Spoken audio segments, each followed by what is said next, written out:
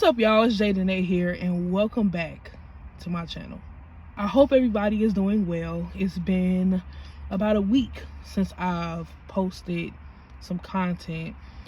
There are a few reasons why that's the case, but we'll get into that later. But before we even hop into what today's topic is, I would like for you all to do me a favor. And I feel like you already know what I'm about to ask. So, to anybody who's new, welcome. I'm Jay. As I always say, if you're here, that means you want to be a part of this family. And that means you need to commit. So, if you're not already subscribed to this channel, please do so. Then like and share this video or some of the others, because I had a lot of cool content. Also, feel free to follow me on Instagram at JDanae1.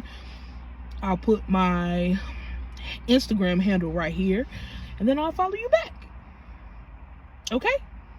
Okay. Now we can proceed. So today's topic is a bit heavy, and there are a couple of reasons why. Number one, this topic is gonna become something bigger. I'm going to expand it into a couple of other series, and just a lot of ideas are going to come alive just from this conversation. And so you'll be seeing a lot more on this topic on this platform and on my Instagram, and maybe it'll go beyond that. Either way, I'm excited, and I'm happy in advance for the support that you all will bring, and for the fact that you all are going to ride this ride with me, right? Another reason why this topic is heavy is because I don't feel a lot of people discuss this as transparently as they should. A lot of the people I watch, a lot of the speakers and preachers that I love to follow, many of them have an audience full of people who are seasoned Christians, meaning they have a strong history with God already, or they might be the kind of Christians who already know, how to respond to certain challenges. It's like as easy as breathing their next breath. Like, oh, this happened, let me run to this, let me run and do this, let me do that.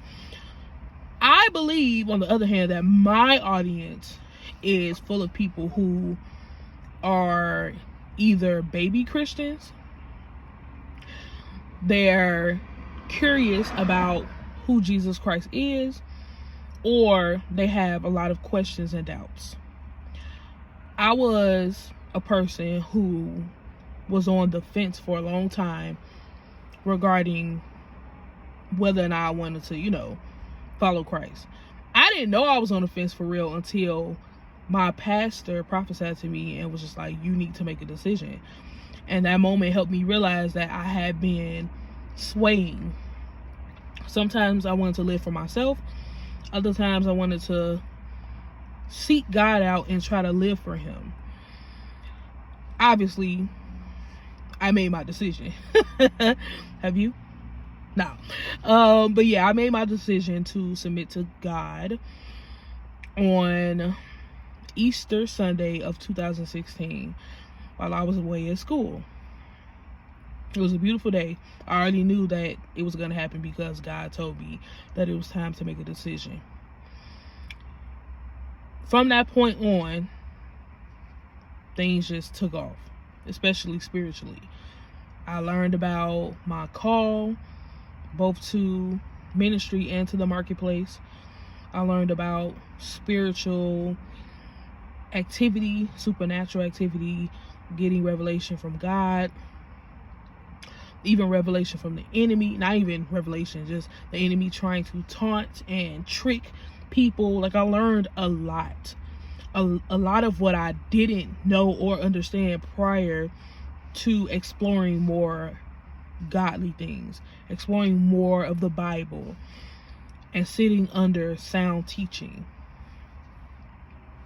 With that being said, I feel like it is extremely necessary to have conversations about realistic Christianity. And I'll go as far as saying that even being a seasoned Christian, you need to be more realistic too. And that means not dismissing your humanness in fear that you'll be less holy or less righteous, or in fear that God might look at you differently because how dare you feel after this painful thing happened. You know, I have spoken to many people who have tried to spiritualize my grief. I've had a lot of disappointing experiences. My life has been difficult. I've been through a lot from birth to now. And throughout my experiences, I've had Christians try to spiritualize my pain. Well, you know, God this and the Holy Spirit this. It's like they were trying to block me from feeling how I felt. And there's nothing in the Bible that I've read that says that it is against God to feel. He never said, do not be angry, or do not be sad, do not be frustrated. He said, don't be quick to anger, right? Don't be quick to anger. Don't speak from a place of anger.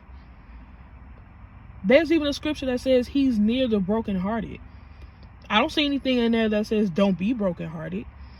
And so I think that it could be a protective mechanism for some people. Like if I Bible it up and pray it up all the time and not allow myself to feel, then the pain won't exist. And that's not the case. The pain is very much so real. And I believe it is our responsibility to acknowledge the pain, address the pain, grow through the pain, allow God to heal us, and come out on the other side with a testimony. That is realistic Christianity.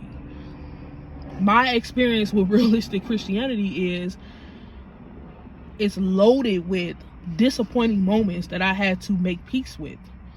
I have been so mad and angry and frustrated, especially in seasons where I was entering a place of transition, or maybe I was already in transition. But those transitional seasons were chaotic. They were chaotic. And I could not catch a break. And so instead of dismissing my anger or acting like I wasn't upset, I embraced the feelings and I ran to God eventually. I had my moments where I didn't want to talk to him, but I always return to him. And I think that's what matters the most.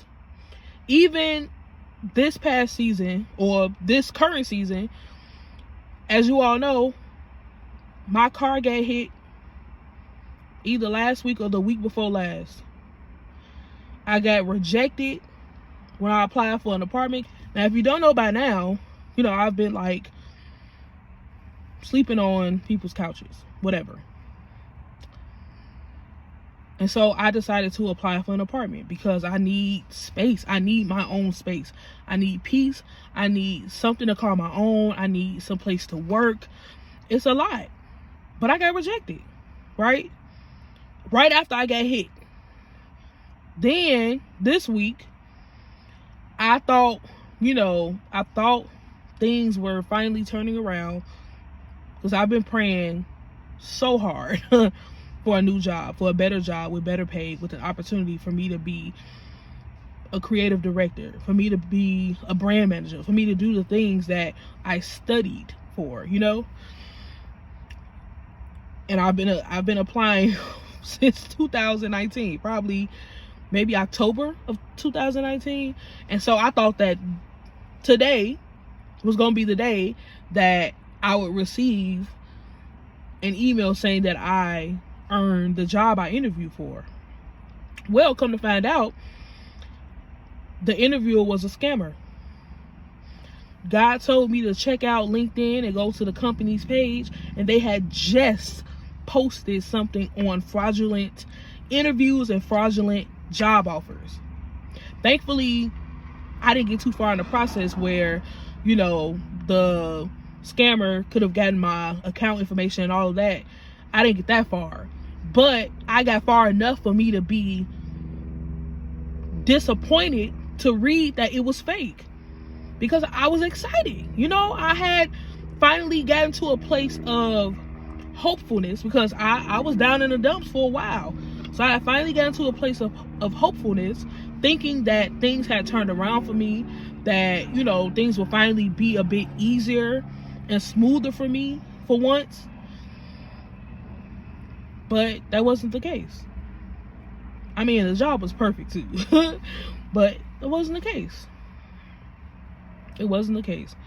And it was a huge blow to my confidence.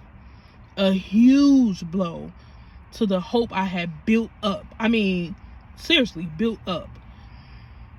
And it all came crashing down in that very moment.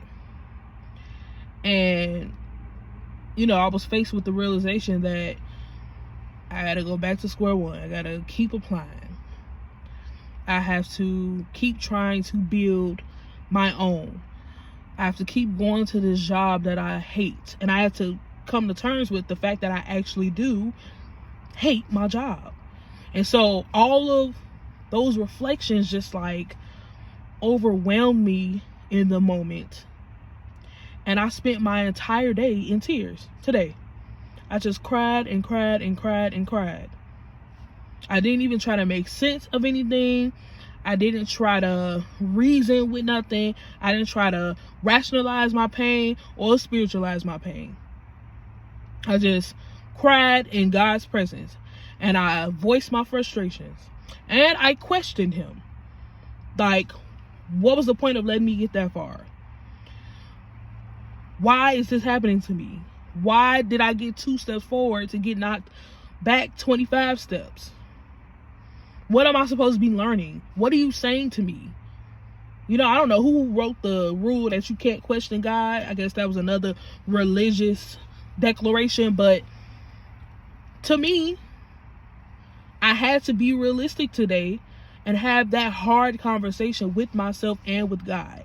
And I think people who are fresh in their Christianity, fresh in that faith walk, or even thinking about taking that step, I feel that the hindrance is a dismissal of humanness. Thinking that when you choose to be Christian, when you choose to walk with God, that every part of you has to be dismissed, put on the back burner, that you can't feel, that you can't have fun, that you can't cry, you can't be mad, you can't question God, you can't do all these different things. But again, that's not the case. If it was the case, God would not have allowed his word to be made human. In order to save us, he had to become us. He had to become a part of us, a part of the human race. Part human, part divine. Jesus had fears. Jesus had anxiety. Jesus had sadness. Jesus grieved. Jesus was happy. Jesus felt a lot of feelings. And it wasn't in denial of who God is and all of that. He had genuine feelings. And so that is why it is okay that we have feelings, that we hurt, that we acknowledge the pain, sit in the pain, and then give it to God. And then give it to God.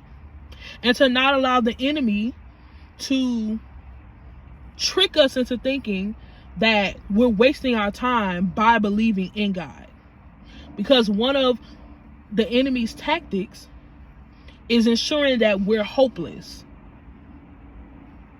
That there's no reason for us to put our hope in God, because he's not going to move on our behalf anyway.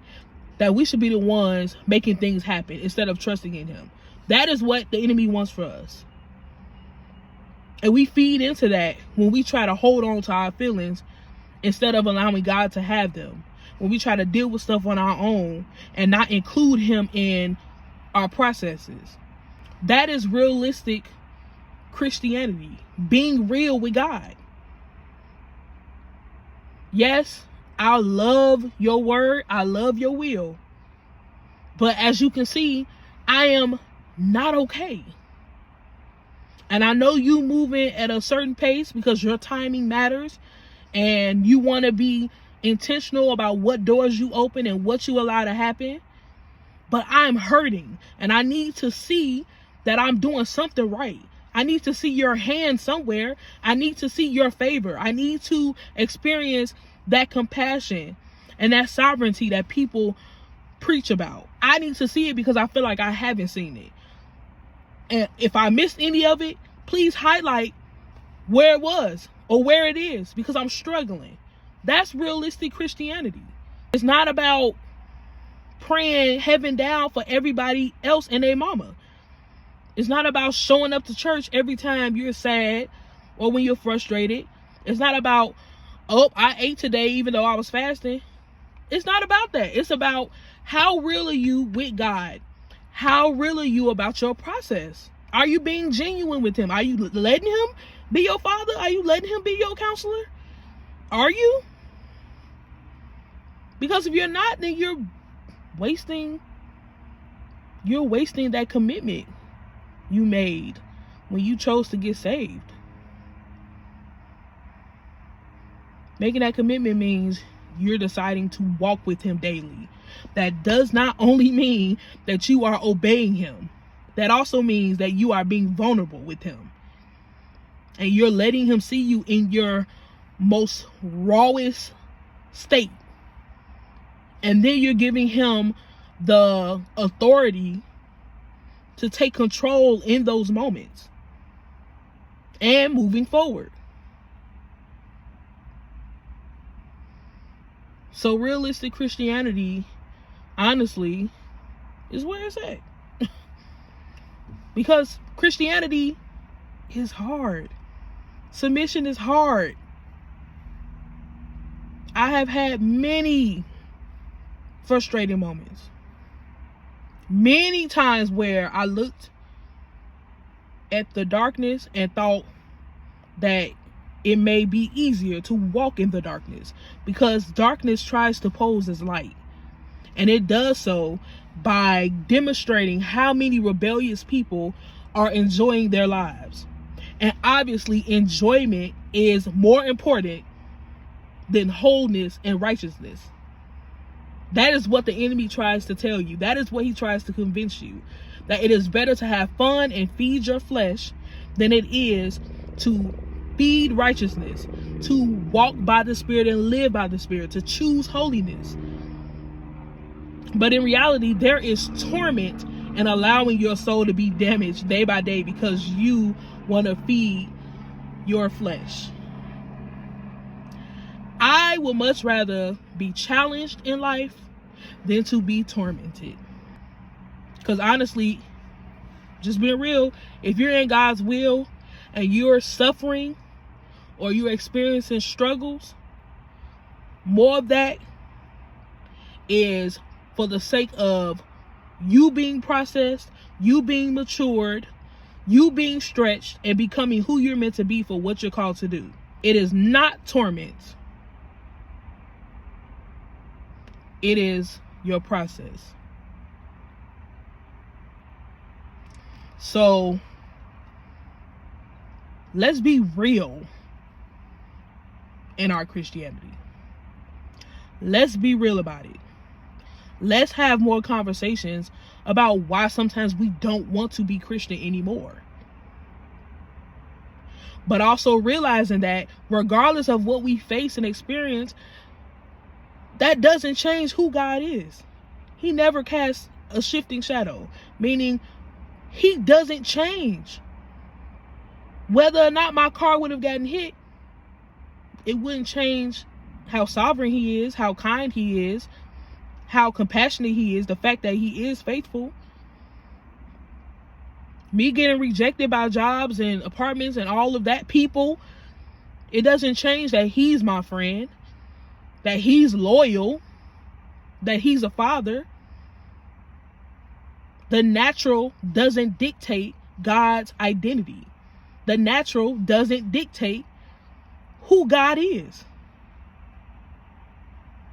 Set your sights on things above and not before you. We are spiritual beings having a natural experience, meaning our focus should always be set on spiritual and supernatural things, leaning on God and the things he shows us in the spirit,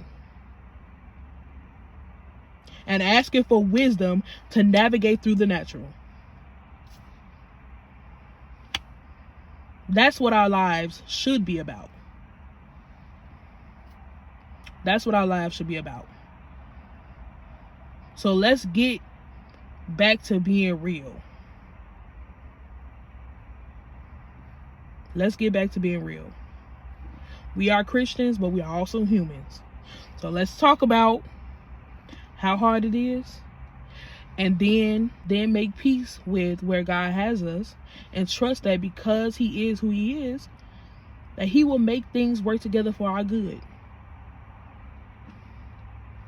And that's that. So as usual, I hope y'all are praying for me, because I am surely praying for y'all. I mean, really praying. And I hope that y'all will continue on in this journey with me, because I really do want to expand this exchange into something bigger and something that has more of a reach, or maybe a bigger reach. I have a lot of ideas, and you all will see them come to pass. But until then, make sure you are praying. Make sure you are being vulnerable. Make sure you have a circle of people who you can be raw in front of. People who won't judge you. And just continue to invest in your relationship with God. Literally. I'm trying my best. Please try your best. All right, y'all. I love y'all so much. Bye.